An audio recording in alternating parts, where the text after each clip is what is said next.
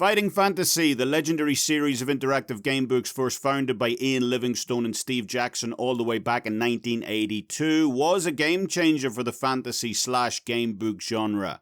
Long before I personally had discovered other IPs such as Warhammer, Games Workshop's other property, plus had even really gotten into video games all that much, there was Fighting Fantasy. Now, for those of you unaware about this gamebook series, Fighting Fantasy was, a series of interactive gamebooks that really changed the industry as a whole. While there had been choose-your-own-adventure books well before Fighting Fantasy, none had implemented the kind of RPG fighting mechanics that the books would go on to be so famous for, almost acting as a bridge from those simpler late 1970s choose-your-own-adventure titles to the more complex video games that we would eventually get during the mid to late 90s.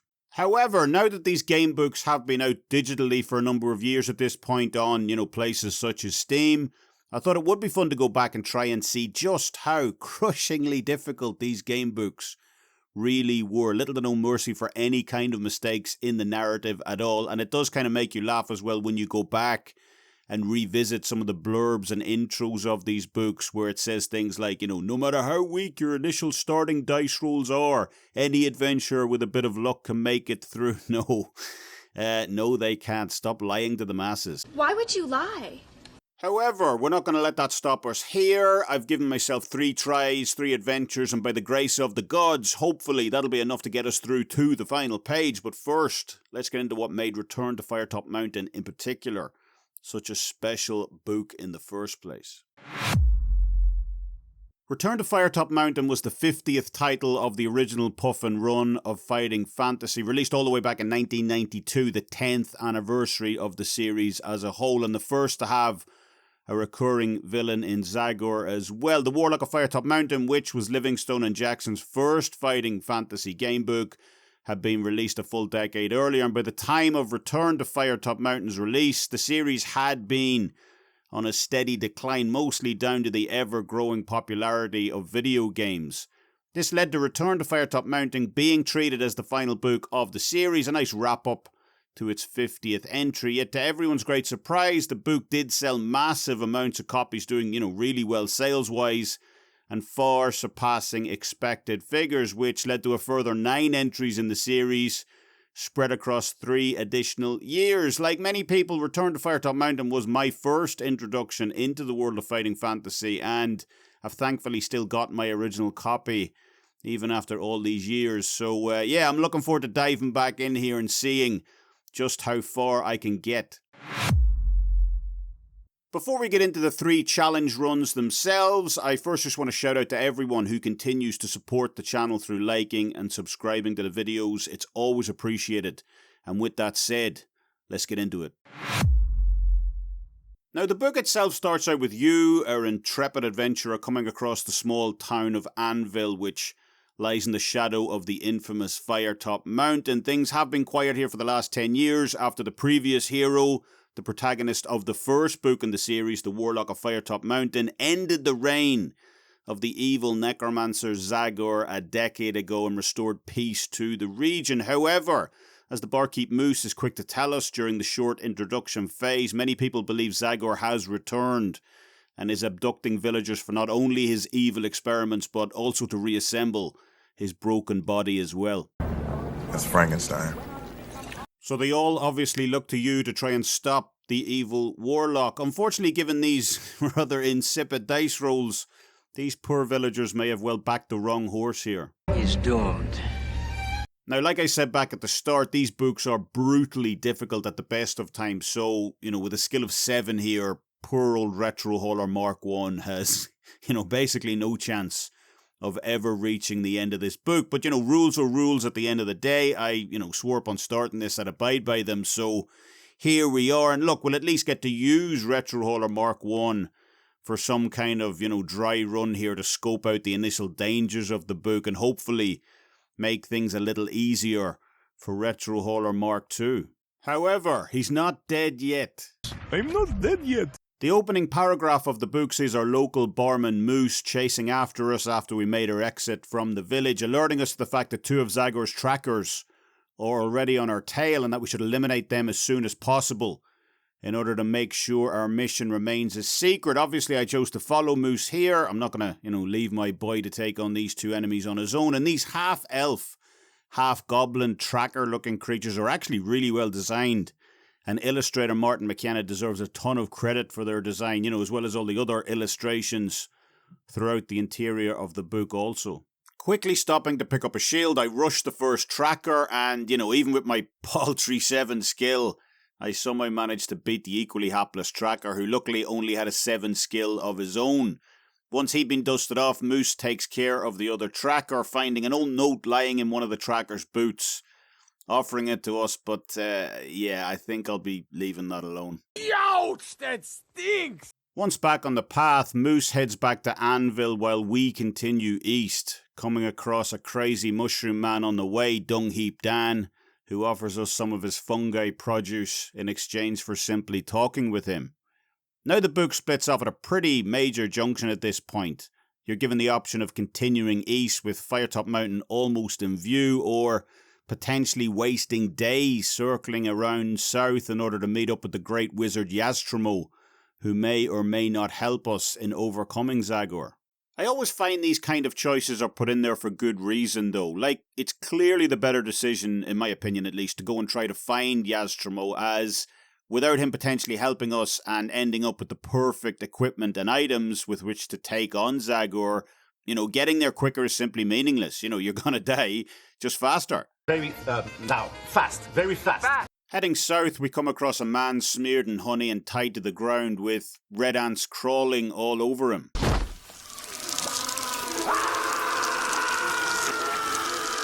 Lovely. If you opt to save him, which, you really should, what kind of heartless bastard are you? The man does give us an extremely useful ring of invisibility. Probably should have used that on himself, in fairness, although he does go on to explain that it only has 1 charge left. From there, dusk quickly sets in and we have the option to either try and find a place to bed down for the night or press on to the village of Stonebridge in the dwindling light. Again, these kind of choices are pretty straightforward for me, at least I think they are. I can't imagine anything good coming from soldiering on in the darkness, and usually best case scenario in those instances as well as some kind of fight, something I seriously need to avoid with my feeble skill of 7. You're weak! Weak! Trying to find a place to rest for the night, we come across an overgrown wooden hut that has a trapdoor set into its floor. This is a bit of a treasure trove, to be fair, with us picking up a wooden ball, a wooden brick, plus an old key with a number stamped on it as well, meaning that very likely our option not to walk on in the dark was the right one. The morning sees us being woken up by several loud footsteps overhead from voices that aren't human. You're forced to pass a luck check here with a fail likely meaning you're going to be discovered and have to fight your way out, something I'm severely ill-equipped to do given my current stats. Thankfully, my luck of 9 got me over the line here, meaning the intruders failed to find me and we could carry on to Stonebridge unabated. Once at Stonebridge, a dwarven village, the dwarves meet us with a boat saying they've received news from Anvil about our arrival and that we need to go with them as soon as possible, as Yaztramo is no longer in his tower, instead relocating to the nearby town of Cad in order to help out with a recent plague that has swept the area, a plague that many consider to be the work of Zagor. Once on the boat, we come across an overturned orc who signals to us for aid. No. Sailing past him has him throwing his axe at our crew, likely meaning it was an ambush to begin with, but thankfully his axe misses us as we roll a perfect 12. Nice.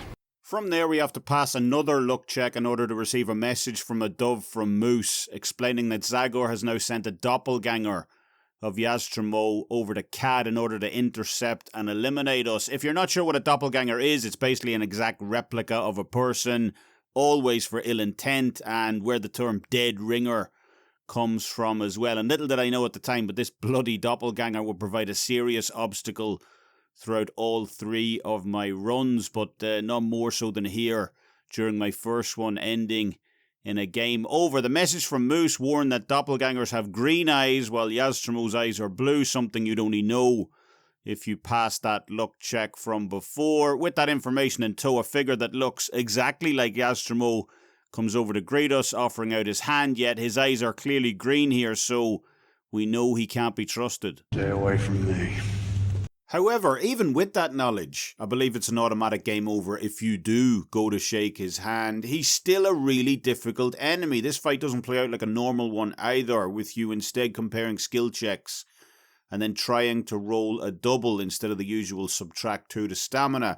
This fight was made even more difficult by the fact that I had 2 less skill than the doppelganger as well, with his 9 being, a sizable advantage over my 7. Somehow, though, I actually did win the first round of combat, giving me a small glimmer of hope, but unfortunately it didn't do me much good as I couldn't roll a double after that. My impending doom was all but in the post when the doppelganger won 3 straight rounds, eventually rolling a double to send my ass to the Twilight Zone.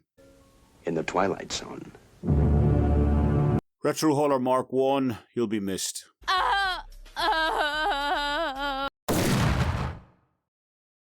Run 2 was on deck and I was hoping for 4 more luck on the dice rolls this time around. That partially came true with me rolling a solid 10 for stamina plus a perfect 6 in luck. Yet, once again, fate decided to kick us in the nuts, rolling a lousy 2 for skill for a score of 8, which, was barely any better than last time.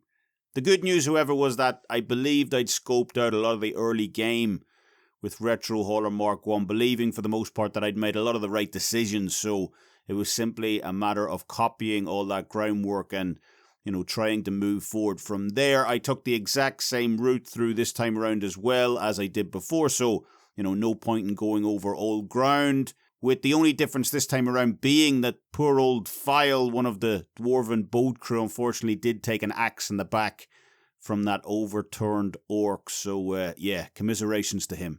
What about the dwarf? Dead. Returning to the doppelganger once more, and with a -1 penalty in skill, this time around facing the ghost, I knew I'd be up against it once again. However, despite the doppelganger sweeping the first 3 rounds of the fight, it was unable to finish me off by rolling a double, something I was then able to luck out on myself by rolling a double on my very first try. Oh, my luck has changed. With the doppelganger now defeated, I was able to head into town to meet Yaztramo, with the old wizard telling us that we need to find 3 rare dragon's teeth within Firetop Mountain itself in order to finally vanquish Zagor once and for all. After Yaztramo gives us a pouch full of gold in order to buy supplies, we head off to Deep Sea Store, something that will only become available if you picked up the wooden brick to give to his son from the abandoned hut earlier. You can pick up 5 items from the list at his shop, with each costing 2 gold each. I opted to buy some leather gloves, a silver dagger, a magnifying glass, a mirror, plus some rope also, but you could really make a case for any of these items as, they all look fairly useful. From Deep Sea Store, it's off to find Yaztramo's friend Zoot Zimmer, who will fly us directly to Firetop Mountain on the back of his giant eagle, after a spot of soothing tea, that is. Good tea? Freshy. There's only one decision to make on the way to Firetop Mountain, that being whether or not to land. After we spot a dark shape flying towards us, I opted to land with the dark figure overhead flying, directly on past. So again, looks like this was the right call here as we resumed our journey with no further issue. Once Zoot drops us at the foot of Firetop Mountain, it's time to tackle the dungeon itself. And, though I was ill prepared once again for such an endeavour, having a paltry skill score of 8, I was nevertheless, pretty happy that I'd made what I thought at least to be a fairly solid run up to that point. Heading into the dungeon itself, we find a small brass egg inside a glass bottle in one of the corridors, and we pressed onto our first door in a room that is arguably one of the most important in the entire adventure, at least up to this point. Rummaging around the floor in this room, we find a gold piece, a tin whistle, plus an onyx egg, and inside one of the crevices in the wall, we also find our first golden dragon's tooth, provided that is that you bought the leather glove from Deep Sea Store, as the canister it's contained in is covered in acid. Unfortunately, that piece of luck was to be my last, at least for this run, as the very next room contained a ghost armory, with me having to lay down my own sword in order to escape the room, resulting in a -2 penalty to skill plus a -1 to luck also. That meant we now had a skill score of 6, meaning, bar anything outside of a rat, we were absolutely toast in a fight. I'm not going to lie, I was pretty despondent at this point, almost waiting for the inevitable, and it wasn't long coming either, as the third door along contained a torture room with some poor skeleton on a rack. The skeleton, however, did have a shiny gold ring on him, and even though I thought better of it, I almost sensed this was a trap, I was just so disheartened by the loss of my sword just a few pages earlier that, I opted to go, what the hell, let's go for it, come what may, and it turned into a skill check trap, which I obviously failed, and my adventure came to an end at the hands of a smiling goblin with a fishnet, no less. So, yeah, it's all on RetroHauler Mark III at this point to save this challenge run. No pressure there, then? Now again, just like last time, I'd felt I did everything right up to this point, so, it was just a matter of rolling the right stats in order to press further on into the dungeon and hopefully beat the game. Once again, stamina and luck were strong, rolling an 8 and 5 respectively, 2 dice for stamina and 1 for luck. But again, while a little better obviously, I only managed to roll a 3 this time around for skill, and rolling a 1, 2 and 3 consecutively for each of my skill runs, the most important base stat in the entire game, it's hard not to feel a bit aggrieved with how hard those dice rolls have made these runs. Following the exact same path as before, with poor old File getting turned over once again in the back by that orc. Poor guy. As well as us engaging in an absolutely titanic battle against the doppelganger as well. Fight went on for about 20 minutes straight as both of us struggled to roll a double. However, once I did make it past and back into the dungeon proper, picking up the golden dragon's tooth like before, I made sure to avoid the ghost armory and goblin trap this time around. Getting past the torture room sees us picking up a bronze dragon's tooth, some string, plus a new sword as well. Had no idea a replacement would show up that soon, but unfortunately too late for poor old RetroHauler Mark II. That's a shame.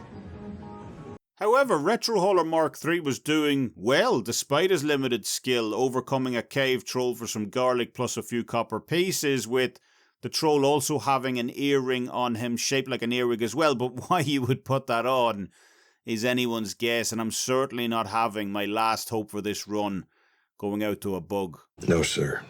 Tiptoeing past the sleeping troglodyte, we eventually come to a river guarded by the ferryman, who asks us for 2 gold pieces in order to get us to the other side of the river. I vaguely remember this being a big deal in the original Warlock of Firetop Mountain, with Livingstone and Jackson sharing writing credits for that book for either half of the river. So while it is a different book, obviously, with no input from Jackson this time around, knowing that I was potentially halfway through did boost my morale a little, that actually, maybe we can do this. We can do this! Say we can do this! Largely because I was in a good mood here, and also because, I was a little wary of the ferryman as well. I opted to pay him, as I had more than enough gold at this point and really didn't want the hassle of a fight. But while my other deaths up to this point of the game had been fair, I simply didn't have enough skill to take on the doppelganger first time around, while the second one was, on me falling for a shiny goblin trap of all things. This third one was straight bullshit, in fairness. It's bullshit. Once the ferryman drops us to the other side of the river, he lets out a wolf-like howl, and 4 lizard men with crossbows show up and start firing, with a roll of 1 to 4 on a single dice, seeing an immediate game over. No skill checks, no luck checks, nothing. 2/3 of the time, no matter how good your initial stats are, you're going to get punctured by crossbow bolts and die. So like I said, straight bullshit. Maybe there was a way to swim across the river, maybe there was a way to pilot the boat yourself, who knows. But unfortunately for this video, we'll never get to know, as my third and final run of this challenge officially comes to an end. So in conclusion, we came, we tried, we failed. But look, I knew this was going to be a formidable challenge from the outset. These books are known for their crushing difficulty after all, which was only compounded even further by our shitty dice rolls. That said, I am really happy with the work Tin Man Games has done here. Everything seems authentic to the original idea and spirit of fighting fantasy, and they've added some really nice features as well. The map edition is really useful. Plus, the knowledge section saves a ton of time from writing shit down as well, in terms of notes, codes, numbers, and so on. With the whole smoky tavern sound effect going on in the background being, about as good of a digital rendition as you could look to ask for this series. I'll probably look to do one of these Gamebook challenge runs once every, 9 or 10 videos or so. Not just Fighting Fantasy either. Lone Wolf is now digital. Fable Lands have done some great things with their books as well. So we'll look to mix it up a little. And obviously, if you have any recommendations of your own, drop them down in the comments section below. I'd be happy to go through them. But yeah, simply for nostalgia's sake, bar the bullshit Lizardman death, obviously, I was pretty happy with revisiting these old books for this video.